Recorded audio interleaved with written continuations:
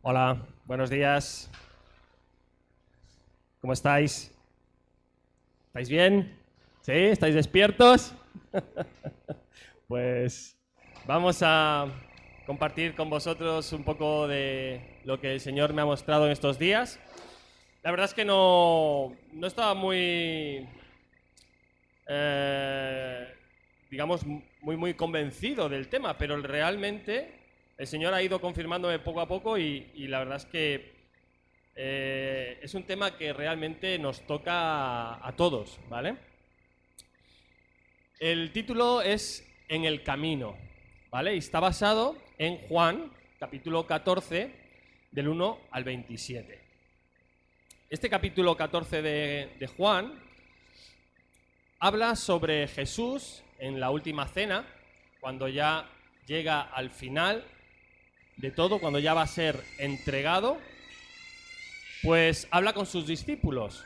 Y en esa charla que tiene con sus discípulos, que es la charla final, digamos, Judas Iscariote ya no está, y habla con ellos y toca un tema que, si somos honestos cada uno de nosotros, también nos toca a nosotros, porque en alguna ocasión seguro que tú también te has sentido así. Y el tema es la angustia. No sé si es así o no, pero yo, por ejemplo, lo he pasado y me imagino que cada uno de vosotros también. Es un tema muy común entre nosotros. Así que vamos a ir viendo este texto que Jesús comenta con sus discípulos y en el cual Jesús nos va a dar 3 maneras de vencer esa angustia. 3 maneras importantes. Ahora bien, hay 2 tipos de angustia. Sabéis que hay una angustia, digamos, santa, que es una angustia cuando estás angustiado por algo, por amor a otro. Por ejemplo, Jesús, cuando estuvo a punto de, en el monte, bueno, cuando estaba orando en el monte de los Olivos, pues estaba angustiado hasta la muerte. O sea, es una angustia santa. Pero hay una angustia que no es una angustia santa, es una angustia incrédula. Y esa es la que vamos a tocar en esta mañana, esa angustia incrédula. El Evangelio de Juan se escribió con un solo propósito.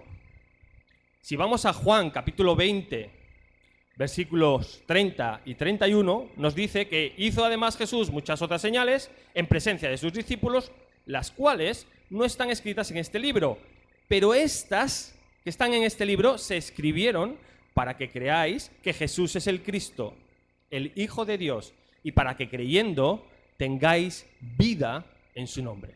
Por lo tanto, el Evangelio de Juan está escrito para que tengamos vida en el nombre de Jesús. Y si estamos angustiados, no vamos a tener esa vida, no vamos a poder disfrutar de esa vida, esa angustia incrédula. Vamos a ver cómo Jesús en este texto va a descubrir cuáles son los mecanismos por el cual la angustia se apodera de nuestro corazón. Una es haciéndonos ser rechazados. La segunda, sintiéndonos insuficientes o con miedo que nos paraliza. Y la tercera, sintiéndonos solos o desamparados. El versículo 1 del capítulo 14 que vamos a tocar empieza con un llamado. Versículo 1. Si podéis poner... Vale, perfecto. Dice, ¿creéis en Dios? Creed también en mí. Dice, no se turbe vuestro corazón, Jesús. Creéis en Dios, creed también en mí.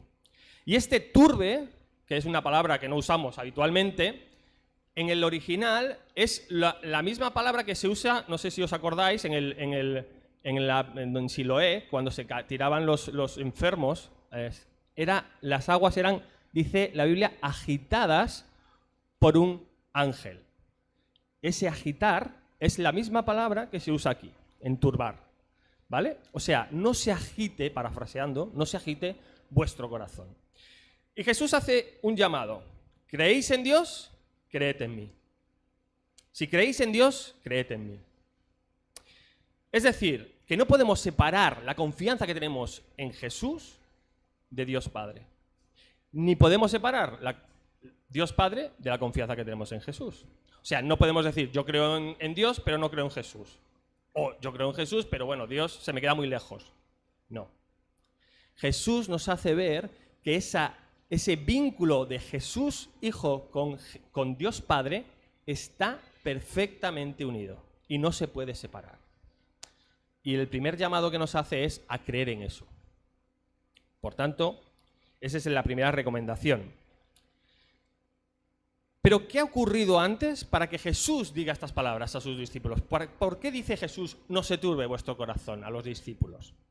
Si leemos un poquito más atrás, seguro que todos recordáis, no hace falta que lo leamos, pero Jesús antes, en la cena, les dice, ojo, me voy, os dejo. Y vosotros vais a ser dispersados. Y no solo eso, sino que uno de vosotros me va a entregar. Y tú, Pedro, me vas a negar 3 veces. ¿No era para estar turbados los discípulos? ¿Sí o no? Claro que estaban turbados. Y más viniendo de las palabras de Jesús. Imaginaros la escena, o sea, se angustiarían, es normal, se agitarían.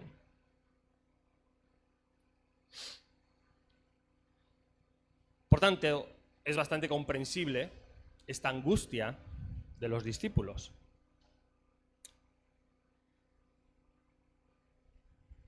Pero los discípulos podían haber dicho, pero Jesús, ¿pero por qué nos dices que no nos turbemos después de lo que nos has soltado, ¿no? Entre comillas?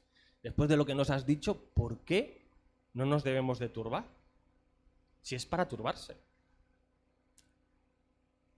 Y entonces Jesús les va a dar las 3 recomendaciones, 3 razones, 3 herramientas para luchar contra esa angustia incrédula. Primero, la angustia nos hace sentir rechazados. Versículo 2 y 3. En casa de mi Padre muchas moradas hay. Si así no fuera, yo os lo hubiera dicho, voy pues a preparar lugar para vosotros. Y si me fuere y os preparare lugar, vendré otra vez y os tomaré a mí mismo para que donde yo estoy, vosotros también estéis. Y es muy bonito lo que dice en el versículo 2. En la casa de mi Padre. No en el hotel de mi Padre hay muchas moradas. No en el resort de mi Padre hay muchas moradas. En la casa de mi Padre. Mirad, hemos estado 3 días en casa de mis cuñados, hace nada, esta semana. Muy bien, genial. Tienen una piscinita pequeñita que, bueno, ahí te puedes remojar, estás genial. Genial. Pero como en casa, no se está en ningún sitio. Y Samuel, cuando volvíamos, decía, yo como en casa, papá, yo no estoy en ningún lado. Y es verdad, como en casa, no estás en ningún sitio. Por tanto, en la casa es donde habita Dios. Y en la casa de Dios hay muchas habitaciones, hay muchas moradas. No faltará el espacio.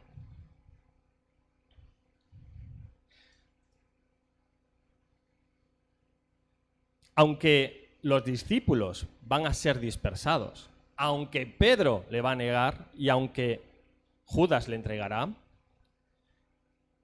Jesús les dice que aunque pase eso, Él no los va a rechazar.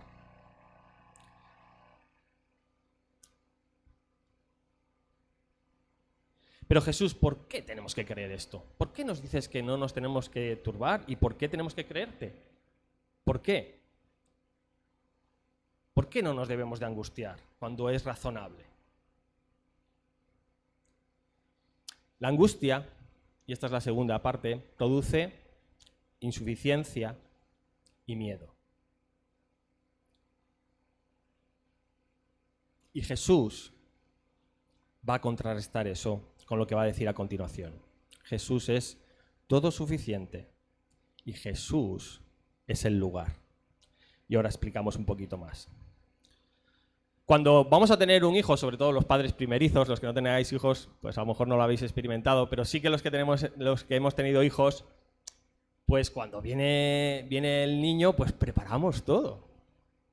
Preparamos la habitación, la ropita, digamos, el síndrome del nido, famoso, que las madres van preparando ya todo, lo tienen todo, los productos de limpieza del nene, bueno, absolutamente todo. Yo esto lo he experimentado, imagino que también vosotros. Pues lo que quiere decir Jesús en el versículo 2b, o la segunda parte, es que voy a preparar lugar para vosotros. Voy a preparar lugar para vosotros. ¿Y qué quiere decir esto? Voy a preparar lugar para vosotros. ¿Quiere decir que la casa de Dios está en ruinas? ¿Y se tiene que arreglar? ¿Adecentar? ¿Quiere decir que no está lista todavía? En Mateo 25, versículo 34, nos dice, cuando Dios llama a los que son escogidos, a los salvos, dice, venir al reino preparado desde antes de la fundación del mundo. Por tanto, no es que no esté preparado. ¿A qué se refiere entonces Jesús? Y lo que quiere decir Jesús es que el camino a la casa del Padre todavía no está listo. El camino a la casa del Padre todavía no está acabado. ¿Pero por qué dice voy a preparar? Porque el pecado todavía no había sido quitado. El Cordero de Dios que quita el pecado del mundo todavía no había sido sacrificado. El imperio tiránico de la muerte no había sido vencido. Jesús es la propiciación. O sea, propiciación es una palabra que no usamos. Pero propiciación significa hacernos propicios a Dios. Y propiciación viene de una palabra que es poner en medio. Y esto es lo que quiero que el Señor nos haga ver. Jesús se interpuso en la ira de Dios y recibió en sí mismo esa ira. Vamos a Primera de Juan, capítulo 2, versículo 1.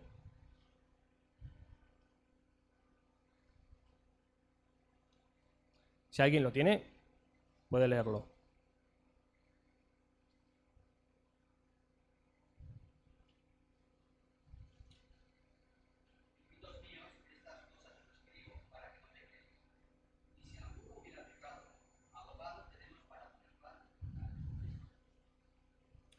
Abogado tenemos para con el Padre a Jesús el justo.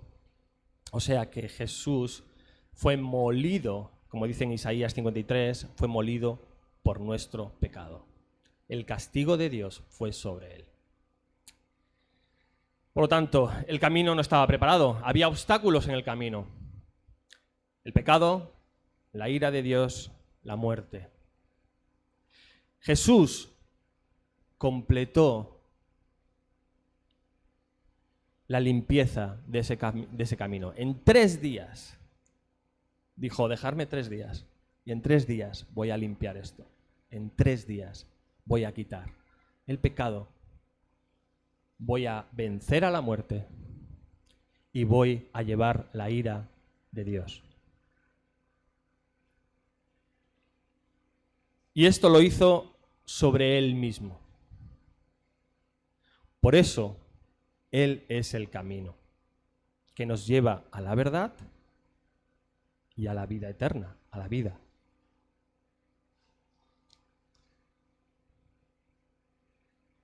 no debemos de tener miedo. Jesús completó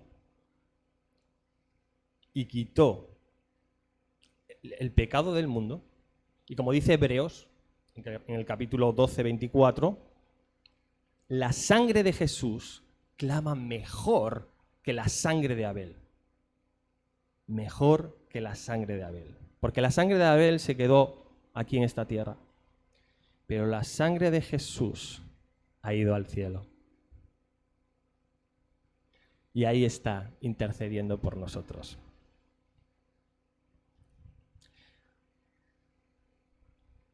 Cuando Pablo habla del arrebatamiento, ¿os acordáis? Que dice que seremos arrebatados y entonces nos encontraremos con Jesús, los que hayamos quedado, seremos arrebatados y nos encontraremos con Jesús en el aire.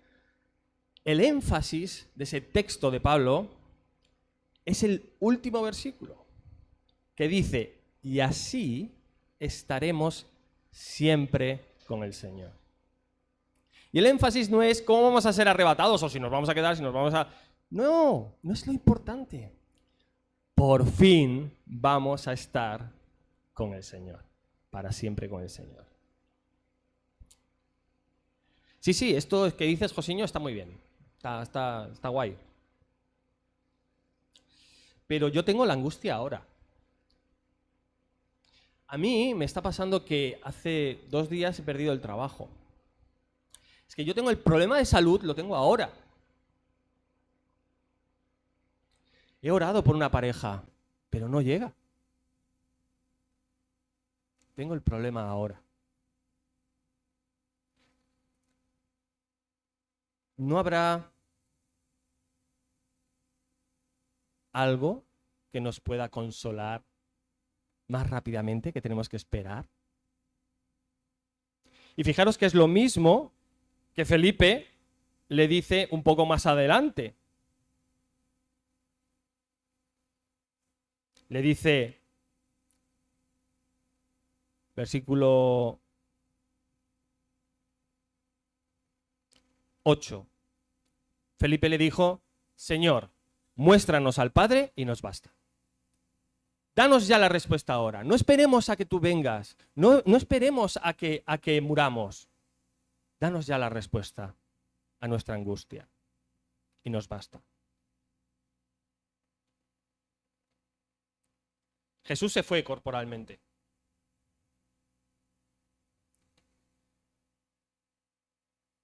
Pero, y aquí viene la tercera herramienta que Él nos da.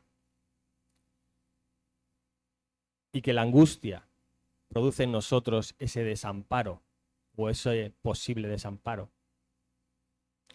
Nos deja Jesús, se va corporalmente, visiblemente, los discípulos ven cómo asciende al cielo. Versículo 16 a 18. Y yo rogaré al Padre, y os dará otro consolador, para que esté con vosotros para siempre.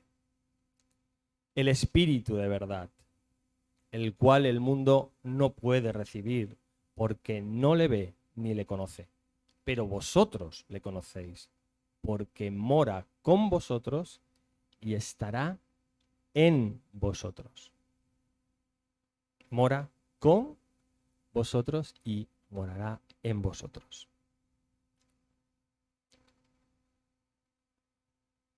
¿Sabes que Jesús ha rogado, ha pedido al Padre para que viniera el Espíritu Santo?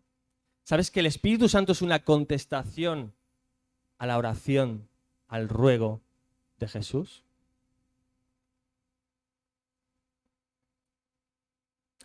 Pero deberíamos de analizar bien lo que dice de otro consolador, porque hay una característica en esta frase muy interesante. Si pasáis la siguiente. Otro consolador. ¿Qué significa otro consolador? Otro, en la Biblia, se puede traducir de 2 maneras. Como alos o como heteros.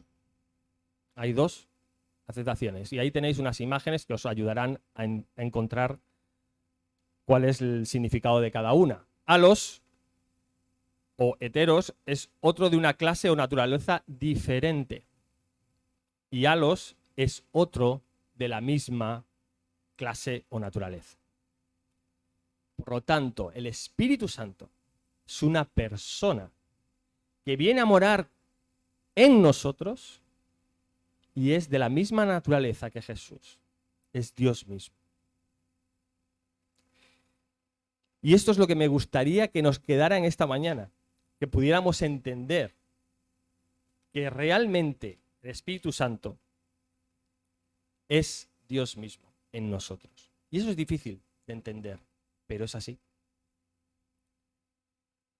Me gustó el taller que hicimos en el retiro. La verdad es que lo hizo Isaac. Habló sobre los símbolos del Espíritu Santo. Y fue, la verdad es que muy bonito, a mí me gustó. Pero en los símbolos del Espíritu Santo vemos que hay muchísimos símbolos del Espíritu Santo. Vemos el aceite, el agua, tú corrígeme si me equivoco. El aceite, el agua, el fuego, hay muchísimas, la paloma, el viento, el sello, ¿no? Hay muchas. Pero yo creo que en la Biblia tenemos tantos símiles del Espíritu Santo porque es tan maravilloso, o sea, es tan completo, que no se puede definir. O sea, es que no hay palabras para definirlo, porque es Dios mismo. Y definir a Dios mismo es complejo, no es fácil. Tiene muchas apreciaciones y visiones desde muchos ángulos, ¿verdad? Pues ese otro es de la misma naturaleza que Jesús. Y consolador es paracletos. Y paracletos viene de una palabrita griega que se usaba en la guerra. Era como los griegos luchaban uno con el otro muy pegados, o sea, muy juntos. No sé si habéis visto la película 300. Bueno, más o menos es una recreación cinemática un poco de esa época, pero eran así, o sea, peleaban con mucha fiereza, pero también porque se mantenían muy unidos, ¿no? Y paracletos viene de un poco de esa palabra, aunque también significa abogado, o sea, tiene muchas apreciaciones, muchas vertientes. Pero sí que es como nuestro guardaespaldas, para que tengáis un poco la idea. El Espíritu Santo es nuestro guardaespaldas, el que vela por nosotros, pero no solo nos defiende, no solo eso, sino que nos anima, nos consuela, nos aconseja, nos guía. Versículos 19 a 27, ya acabamos. Todavía un poco y el mundo no me verá, pero vosotros me veréis, porque yo vivo, vosotros también viviréis. En aquel día vosotros conoceréis que yo estoy en mi Padre y vosotros en mí, y yo en vosotros. El que tiene mis mandamientos y los guarda, ese es el que me ama. Y el que me ama será amado por mi Padre. Y yo le amaré y me manifestaré a él. Le dijo Judas, no el Iscariote, Señor, ¿cómo es que te manifestarás a nosotros y no al mundo? Respondió Jesús y dijo, el que me ama, mi palabra guardará. Y mi Padre le amará. Y vendremos a él y haremos morada con él. El que no me ama, no guarda mis palabras. Y la palabra que habéis oído no es mía, sino del Padre que me envió. Os he dicho estas cosas estando con vosotros. Mas el Consolador, el Espíritu Santo, a quien el Padre enviará en mi nombre, Él os enseñará todas las cosas y os recordará todo lo que os he dicho. La paz os dejo, mi paz os doy. Yo no os la doy como el mundo la da, no se turbe vuestro corazón ni tenga miedo. Y este versículo acaba igual que el primero. No se turbe vuestro corazón ni tenga miedo. El Espíritu Santo estará en nosotros, el Espíritu Santo nos enseñará y nos recordará. Y eso significa que estará para siempre. Para siempre. ¿Os habéis dado cuenta de esto? Para siempre. Siempre estará con nosotros. Ya está con nosotros. para siempre. Por tanto, no estamos solos. Para los que ya hemos creído, es un consuelo saber que a pesar de que nosotros nos vamos a dispersar o vamos a pecar, Dios nos ama. A pesar de todo, a pesar de que los discípulos le iban a abandonar, Jesús les dijo, mi Padre tiene muchas moradas. Yo voy a preparar lugar para vosotros. Él es el camino seguro, en el camino en el cual estamos caminando en este mundo. Y el camino no es un camino solitario. No estamos solos, no estás sola, no estamos solos. Jesús está con nosotros, el Espíritu Santo está con nosotros y en nosotros. Si no has creído, puede ser que haya alguna persona aquí que todavía no disfruta de esos beneficios del Espíritu Santo. Jesús dice, yo soy el camino, la verdad y la vida. El único camino. No hay otro. No hay otra manera de llegar a Dios. No hay otro camino. Jesús es el camino. Y una cosa, el camino, si es muy cómodo, no te asegura que la dirección sea la correcta. Puedes estar en este mundo viviendo cómodamente y diciendo, bueno, ya más adelante creeré.